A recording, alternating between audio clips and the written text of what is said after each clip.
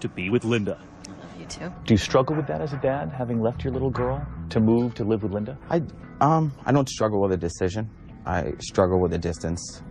One way or another, I wasn't going to be there 24/7 after we were separated prior to this. And do people who might say you chose Linda over being near your little girl? I'm always there for my daughter, and she probably won't understand until she's much older anyway. To me, he was my best friend, and he's Adam. He wasn't an age. And I think there's such a double standard in this society. If I was dating somebody 20 years older, nobody would care. And men date younger women all the time, and nobody cares. But a lot of people looking at this would say it's not just that. It's that you had that incident with a teenage boy who was much younger. He manipulated his way into my home. I wish I would have handled it different. But I did not seek out some young boy. You don't think she was at all responsible? No. And he was a teenager. To this day, I think people make their decisions. I think there are moments where you want to go back, but the level of remorse and apology she had to endure didn't justify what actually happened. But a lot of people say she was the adult, he was the teenager, she was the mother. But I know her heart. I know what her intentions were. I know what her intentions are now. And all I can do is support her. Linda Lusk has found love again, but finding peace in a small town that shunned her has been much harder. She moved 30 minutes away to Richland, Washington. It's really tough for me to return to this community. I just instantly feel this sort of cloudy, like, weight on my shoulders. People just love to talk. Small towns. Small town. You know, I've got my haters. What do you say, though, to the members of the community who say, you brought this on yourself? I would say that we've all made mistakes, and I've paid for them. And I'm not a threat. But there are many in this town who still believe she is. And that teenager Bubba, who never pressed charges against Linda Lusk, he says he's not bothered by her new title as sex offender. What she did was wrong. Everyone deserves to know that she is a sex offender. Hi, baby. You look cute. Perhaps surprisingly, Carly, Linda's daughter, is friends with Bubba again. I got 5 once he does. I have 6. She says she just wants her family to heal. And part of that healing also means accepting her mother's new boyfriend, Adam, into the family. Cheers. Compliments to Chef. My kids have a great relationship with Adam. They love him. He's a lot of fun. They have a good relationship with him. As I sit here with the two of you, you both seem very happy, and you're both looking forward to your own future. What about the teenage boy? I feel very bad for what happened, but I don't think he's ever accepted responsibility for what he did. But do you hope he'll have a future like the two of you are going to have? I hope that he has a good future, but I really don't dwell on it. Doesn't sound terribly convincing. You know, I just need to move on to a better place and be happy. She wants to move on, but with one final hurdle.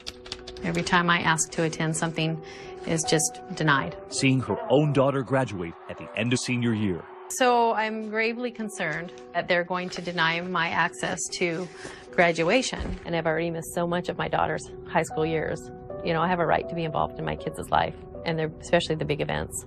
And when we asked the high school whether Linda Lusk will be allowed to attend her daughter's graduation, they told us they'll cross that bridge when they come to it. So you're determined to keep fighting the school? Absolutely. And you plan on being at your daughter's graduation? Yes, one way or another.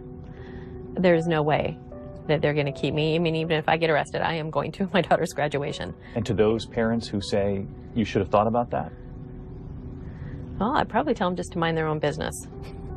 Because, you know, I have a right to be involved in my kids' life. And you plan on being there? Yeah, absolutely. And if people don't like it, you know, they can sit away from me, or, I don't, you know, really not there for them. I'm there for my daughter, and I always will be there to support her. As of 2013, Linda Lusk remains a registered sex offender. I'm John Quinones. Please join us next time for another edition of 2020 on ID.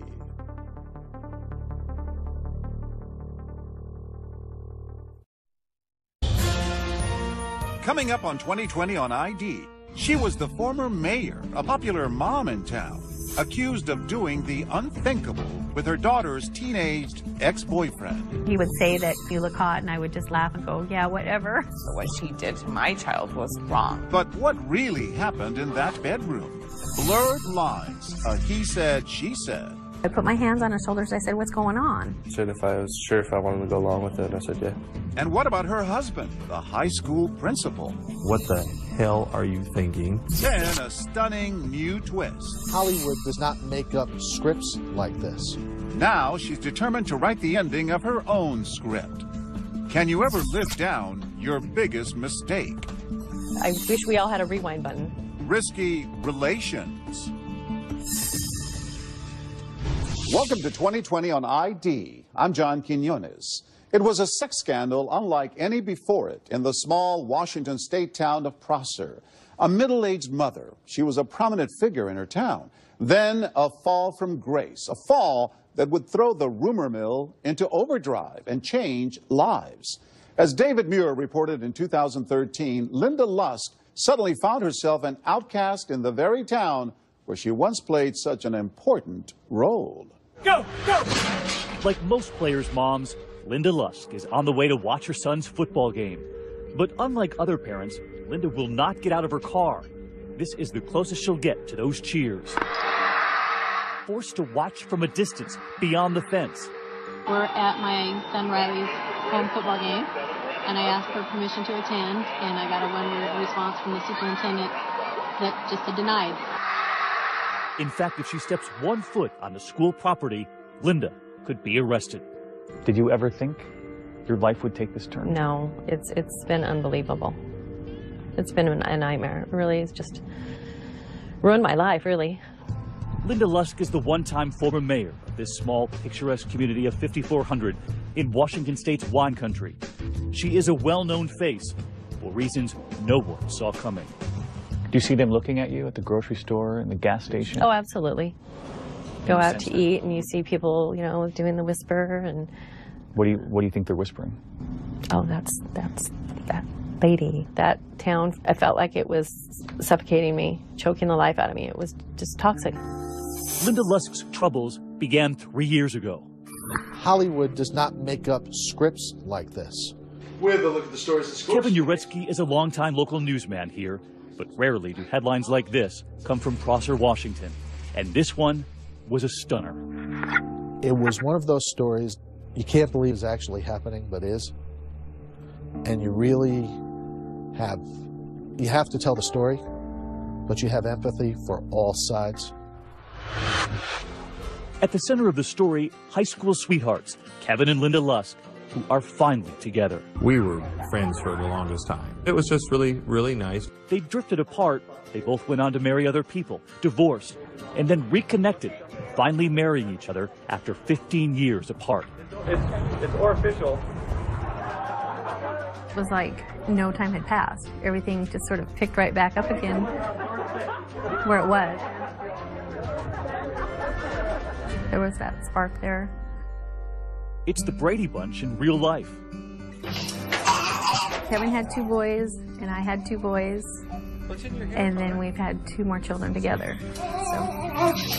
Hey, you guys sit down and try not to be too wild, okay? His, mine, and ours. Their daughter together, Carly, was the only girl along with those 5 boys. One of those boys, a special needs child, Taylor. Hi, Tay-Man. You could just never be mad at him. He's just the best. Linda's life devoted to her son Taylor, born with a rare disorder called trisomy 13. I did not know prenatally that there were any problems with Taylor. When he was born, there were some physical defects, and I guess I was just thinking, well, oh God, that can be fixed, until a doctor came in and said, well, we suspect a genetic problem.